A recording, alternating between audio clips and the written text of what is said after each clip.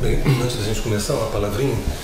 O Amor Singelo é um encontro que a gente faz uma vez por mês e já há alguns anos, tendo como objetivo essa busca de algo além de uma relação que possa nos nutrir de alguma forma, do ponto de vista mais pessoal, né, afetivamente.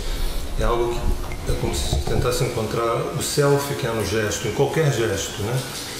A potência dessa relação, a potência dessa fricção, a potência desse encontro como algo que vai além de uma companhia, além de uma carência, além de um desejo, algo que é um chamamento da alma, um chamamento do espírito, para que esse reencontro do masculino com o feminino, em qualquer sexo, possa nos trazer uma escada para uma experiência mais elevada, né? Ou seja, a relação como um templo onde o luminoso acontece ali. Então esse é o nosso foco desde sempre, né? E esses encontros são postados também no nosso blog, que é sergioseixas-lijafranklin.blogspot.com.br. Aí tem outras coisas também. É isso. Então, o nosso tema hoje é a sexualidade, um instinto de transcendência. Eu acho que o desejo desse nosso trabalho tem a intenção de a gente poder conversar sobre a sexualidade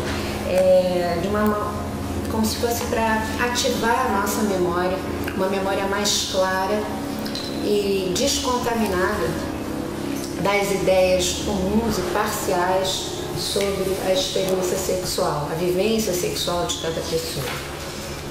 A gente sabe que os povos antigos sempre perceberam a força, a potência que existe numa experiência sexual plena, né? Indivíduos que vivem essa experiência com plenitude.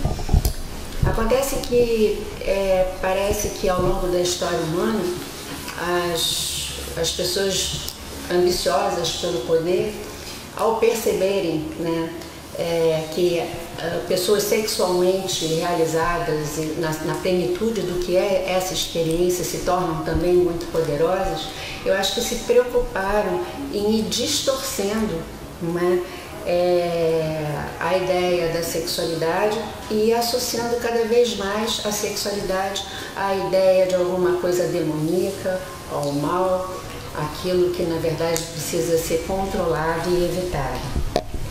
A gente vai encontrar na Índia uma atitude um pouco diferente disso, né, no nosso popular Kama Sutra, que, né, a gente conhece, né? Mas a verdade é que ao longo da história humana, né, o que eu acho que a gente vê são extremos quase sempre dominantes dessa distorção, né, da experiência sexual.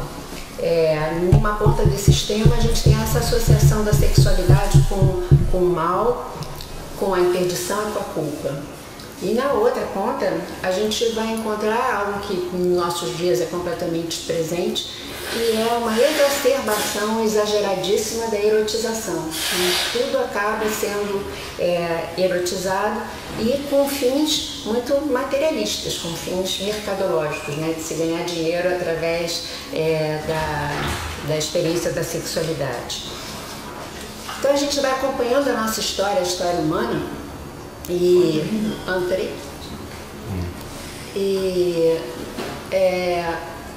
se a gente chegar lá para trás, né, bem lá para trás no nosso início de caminhada, eu acho, de desenvolvimento, e a gente vai encontrar, né, a briga, por exemplo, dos hebreus, né, diante, vamos dizer assim, de uma tentativa de disseminação do judaísmo em relação aos povos pagãos lá daquela região em que moravam. E a gente sabe que os povos pagãos, eles tinham uma relação religiosa, espiritualizada muito forte com a natureza, com os instintos e a sexualidade, né? Os ritos religiosos pagãos daquela época incluíam a ideia do casamento sagrado, inclusive. Então o judaísmo chega naquele momento tentando se impor, e aí tudo que tivesse relacionado ao paganismo no nível espiritual, era associado ao mal, ao demônio, e o sexo entrou a sexualidade nesse rolo, assim, né, nessa situação. Um pouco mais adiante a gente vai encontrar os gregos, né? E na religiosidade da Grécia a gente encontra um deus, né, que é um deus muito especial, para mim extremamente querido, né, que é Dionisos. Só que Dionisos era uma divindade que ela era uma divindade mal vista pela elite de poder na Grécia. Ele era um deus querido mais do povo e do pessoal que morava no campo. Por quê? Porque ele era um deus que representava a força da natureza em si. Era o deus da vegetação, da umidade das florestas, né? Era o deus do êxtase e do entusiasmo. E os seus ritos eram acompanhados, né, vamos dizer assim, da experimentação de estados diferenciados de consciência, através da bebida sagrada, que é vinho, né, da dança, da música e da experiência de uma sexualidade considerada divina também. Só que Dioniso, então, era esse deus que não era querido, né, pelo poder dominante, assim. Mais adiante a gente vai encontrar no cristianismo também, quando, na verdade, se associa ao poder político de Roma, a mesma distorção se estabelecendo, né, a tentativa de restringir a ideia da sexualidade a uma função simplesmente procriativa. Então,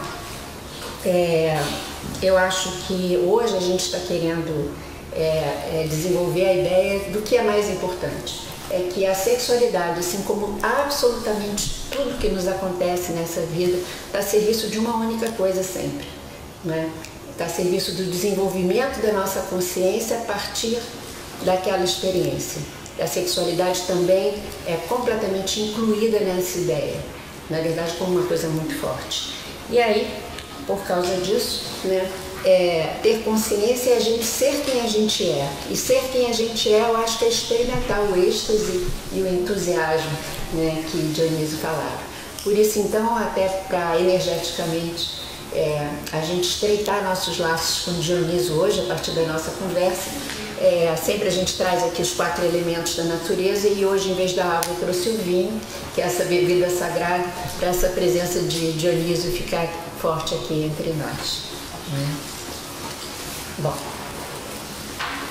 a partir daí, eu acho que a gente pode continuar conversando. A gente tentou fazer alguma organização desse assunto, que é a sexualidade, não é? Mas é alguma organização, porque a gente não vai pretender dar conta dessa coisa tão imensa e profunda completamente. Então, acho que eu queria começar a conversar e trocar com vocês a ideia da sexualidade. Para quê? Para que a sexualidade? E a função mais básica é essa que o cristianismo durante muito tempo defendeu, que seria, a gente faz sexo porque através do sexo a gente tem filhos, né? A gente vai gerar um filho. Bom, essa geração do filho, então, né, seria uma perpetuação da nossa espécie. Para muitas famílias é a geração também de mão de obra de trabalho, né? Para muitas pessoas é uma tentativa de driblar a morte física, né? Porque eu tenho um filho, esse filho vai ser a minha continuidade mesmo que fisicamente eu morra.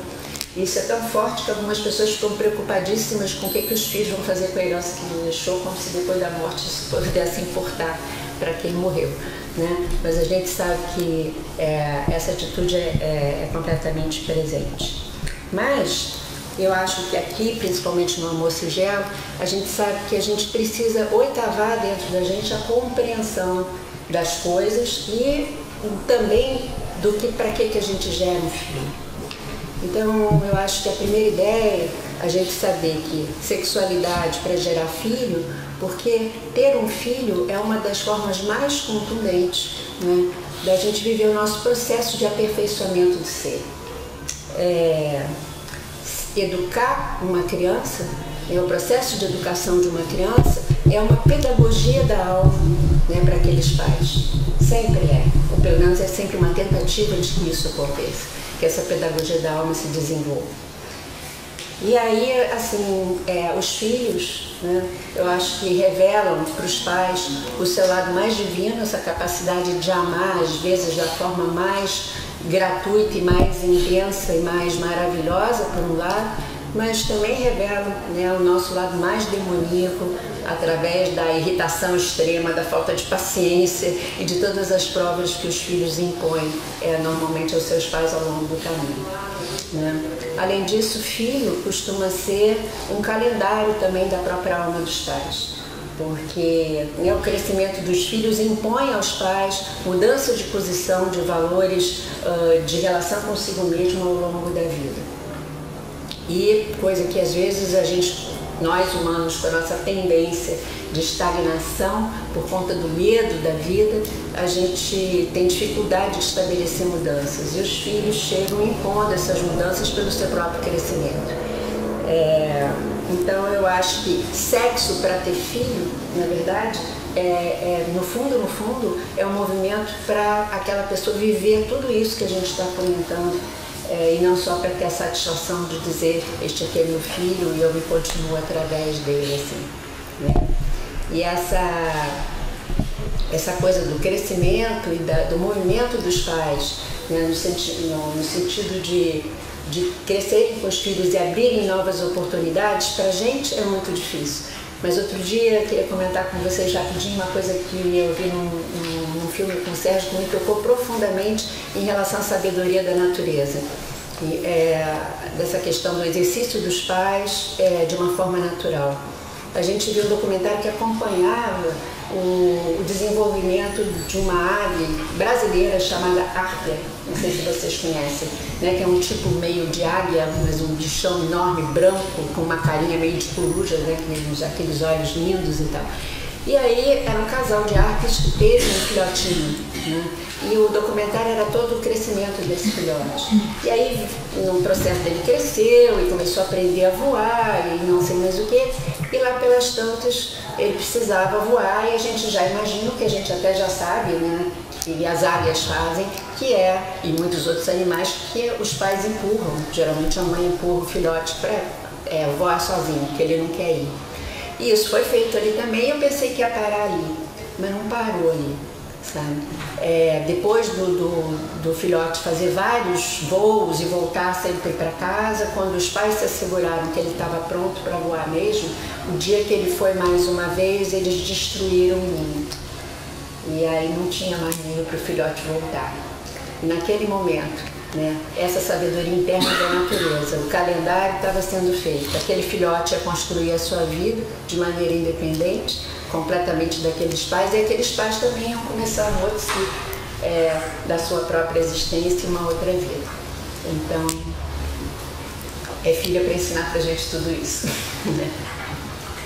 Pois é, nós separamos 5 tópicos para a gente falar hoje. O primeiro, a Lígia abordou, foi sobre o sexo como uma função reprodutiva, óbvio. O segundo é delicioso, que é sobre o prazer, né? O prazer físico. O prazer físico. Talvez fosse interessante eu fazer uma pequena recapitulação daquilo que a nossa alma não esquece, mas a cultura, ela dá uma desviada, que é a natureza intrínseca do masculino e do feminino. Que toda a nossa condução desse olhar erótico é uma condução no caminho amoral, no caminho de um êxtase que nos revele, de um êxtase que nos abra oportunidades de se surpreender conosco, né? E que a gente possa se recriar. Uma das funções do sexo é a gente se recriar, né? Se a gente pudesse parar um instante e perceber quantos existem em nós, quantos moram dentro da gente, e perceber que talvez o sexo pudesse ser a ferramenta mais produtiva, mais competente, mais capaz, mais forte de abrir, né, essas camadas civilizatórias, essas camadas culturais, na verdade camadas que no fundo falam de medo da potência, usando mecanismos como culpa, como moral, mas que no fundo esconde uma fala muito singela. Eu não sei como lidar com essas fantasias, essas pulsões, esses desejos contraditos, paradoxais, né?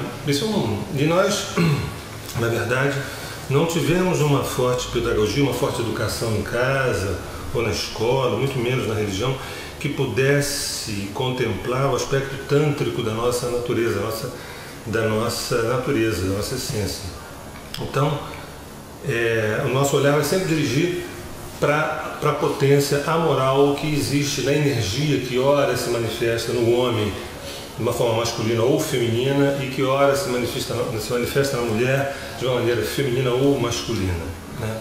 Lembrando que masculino não é sinônimo de homem, nem feminino é sinônimo de mulher. Masculino e feminino são anteriores, na verdade, a homem e mulher. O homem e mulher é um advento recente.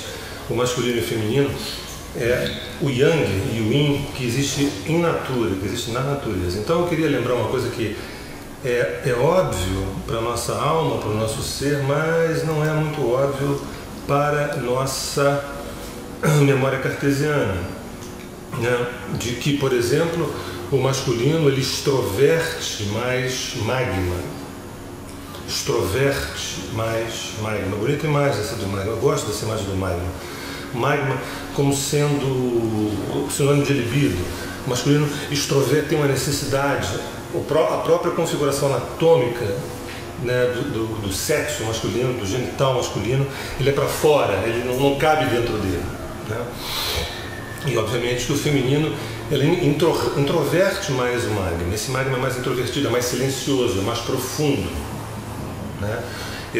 Encontrar essa grota, encontrar esse êxtase, encontrar esse lugar de nobre desassossego dentro dessa grota é muito mais complexo do que para o homem, que um extravasamento rápido e ágil pode dar uma sensação periférica de alívio, né?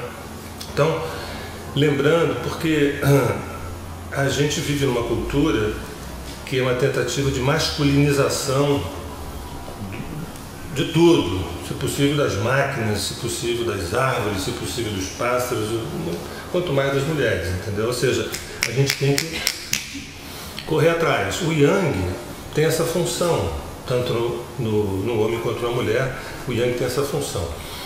Mas, evidentemente, que é o desequilíbrio que gera toda essa nossa loucura, é o desequilíbrio entre esse yang e yin. Então eu queria relembrar que no masculino, que há essa necessidade de extroversão, dessa emergência, né? Em outras palavras, o desejo, né, do masculino, ele é forte, ele é quase incontido. A gente, muitas vezes, a dificuldade do homem se manter fiel, né, à mulher, isso pode ter a ver com todo um desvio de caráter, isso pode ter a ver com uma má formação de conceitos e tudo mais.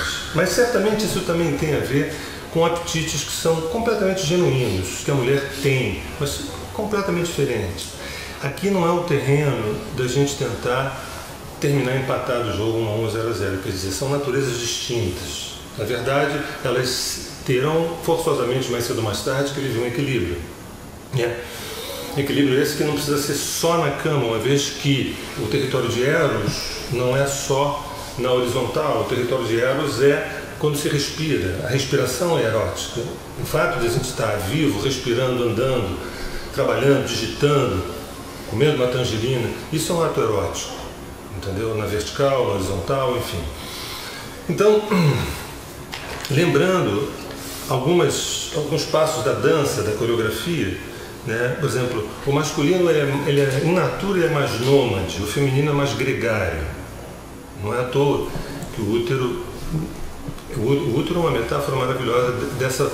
Seria muito complicado o homem ficar grávido, seria complicadíssimo o homem ficar grávido.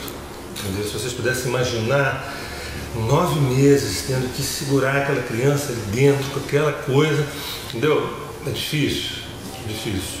né? O homem está muito... O homem, de modo geral, ele é um abandonador profissional. O homem abandona mais fácil do que a mulher, né? Um abandonador profissional. É mais fácil, é difícil a mulher ir embora, entendeu? Vocês me entendam que toda regra tem exceção, me entendam que a nossa abordagem não é sociológica, não é antropológica, é uma abordagem energética, entendeu? Quer dizer, a fuga do masculino é mais forte, porque se tivesse que traduzir esse masculino, o movimento é mais para cima, mexe com a transcendência, é uma energia incontida. O feminino mexe com a imanência, mexe com esse aspecto mais de introspecção. Então, eu coloquei aqui algumas etapazinhas só para lembrar. Por exemplo, o masculino é movido pelo desejo, né? O feminino também é movido pelo desejo, tá? É possível que realmente o desejo do homem seja mais incontido, porque a medicina chinesa diz que o homem tem mais chi, ou seja, tem mais prana, ou seja, tem mais oxigênio, ou seja, tem mais aceleração. A medicina chinesa diz que a mulher tem mais yin, tem mais sangue. Ela precisa de mais sangue, ela tem mais sangue, portanto, ela é mais noturna, ela é mais silenciosa, ela é mais... Então, o desejo da mulher tem que ser diferente do desejo do homem. Entendeu? Tem que ser diferente. O desejo do feminino é mais sutil e o desejo do masculino é menos sutil, é mais escrachado, é mais denso, né? Isso daí não tem uma novidade, mas quando é colocado dessa maneira, a gente vai entender que tem uma lei energética, que não é o cara que é tarado nem ela que é frígida, entendeu? Tem uma coreografia que não foi inventada nem pelo homem nem pela mulher, está in natura isso, né? Um segundo passo dessa coreografia é o desejo do masculino leva a um impulso. O desejo do feminino leva a uma imantação. Via de regra, o desejo do feminino não leva a um impulso, leva a uma imantação. Como atrair? Como atrair, né? Como dançar, exalar, me mostrar de tal forma que o outro possa tomar iniciativa. Não me cabe aqui dizer, o mundo está tão diferente, hoje são as mulheres que tomam iniciativa. Isso tem alguma verdade momentânea, por conta de todo o desvio para Yang, sabe? Tem um desvio para o Yang. O desvio para o Yang, então todo mundo tem que ser macho, sabe? Para dar conta, PVA, IPTU, etc, né? Mas não é assim que a natureza funciona. A natureza não tem nada a ver com essa nossa loucura. A natureza é a natureza. Então, enquanto o homem fala de impulso, a mulher está falando de imantação. A terceira etapa do masculino é a conquista, né? E do feminino é o ser conquistado, é o ser conquistado. Tranquilo, né? A quarta etapa do masculino é possuir, é tomar posse. E, obviamente, do feminino é ser possuído, é ser possuído, né? Se vocês pensarem bem, o que eu estou falando é uma coisa absolutamente reconhecível, né? Identificável, não tem nada assim, nossa, que absurdo. A transa em si, ela, de um modo geral, para o masculino, remete a uma distensão, ou seja, né? Para o feminino, eu posso dizer que eu usaria outra palavra, eu usaria a palavra relaxamento, um relax. Isso a gente vai falar na quinta etapa, quando a gente vai se referir exatamente ao orgasmo, que é a pequena morte. Então, nessa distensão para o homem, nesse relaxamento, se a gente não tem verticalidade, se a gente é um ser horizontal e cartesiano, a distensão e relaxamento, e daqui a pouco a gente levanta e vamos à luta. Mas se a gente também tem uma verticalidade, né, um acesso maior a outras instâncias, essa distensão é acesso, né, a territórios subjetivos bem delicados, através do orgasmo. E aí, esse relaxamento leva a uma vacuidade, que essa vacuidade, muitas vezes, ela não é usufruída. Eu já vi mulheres reclamarem do sono do homem depois da transa, né, como se fosse um descaso. Pode ser, mas não me interessa pegar pelo negativo. né? Me interessa perceber que aquele sono, aquele relaxamento, aquela distensão, é um chamamento para uma espécie de perda de ego momentânea, perda de identidade momentânea. Ou seja, isso é o grande salto que a gente vai falar mais na frente. E é como se a última etapa dessa coreografia básica seria no masculino a partida e para o feminino um pequeno enraizamento. Para o masculino, às vezes, levanta da cama, às vezes não fica nada. É diferente para o feminino. Por mais que não haja um afeto, um amor, por mais que não haja uma relação, com o feminino acontece diferente, uma sensação de um pequeno enraizamento que pode não ser passível de continuidade, pode não ser passível de se desenvolver. É mais fácil para o homem levantar e partir do que para a mulher levantar e partir, ou para o feminino levantar e partir, entendeu? Por isso é muito difícil também para o homem entender, numa menstruação, a quantidade de memórias, né? Quando a gente fala de TPM, quantidade de memórias que vem, que a mulher não dá conta de discernir e que aquilo acaba extravasando para quem está em volta, que são conflitos que a mulher perdeu a memória disso. Só para lembrar, é como se eu dissesse, dessas partidas, desses abandonos, escuta, mas isso só foi uma transa. Assim, pô, mas não era bem isso que eu estava sentindo. Da sensação, uma sensação de que a mulher é sempre carente e o homem é sempre autossuficiente, entendeu? Uma falsa impressão. Claro que tem carências para todos os lados, não estou interessado em ir por aí, entendeu?